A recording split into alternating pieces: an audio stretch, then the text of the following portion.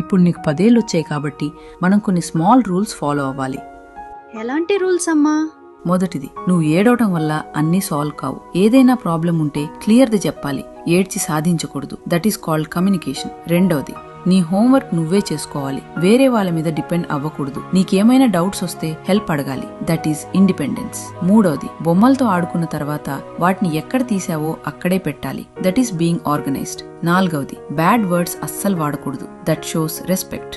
ఐదవది, నువ్వు తప్పు చేసినప్పుడు మనస్ఫూర్తిగా క్షమాపణ చెప్పాలి. That is responsibility. ఆరవది, తెలిసిన వాళ్ళని చూసినప్పుడు మంచిగా పలకరించాలి. That is good manners.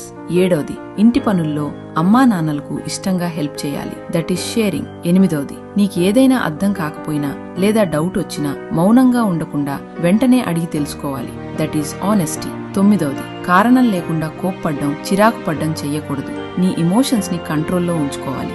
పదవది, ప్రతిరోజు కొత్తగా ఏదైనా నేర్చుకోవడానికి ప్రయత్నించాలి. That is growth. సరే నాకు అర్థమైంది. Very good.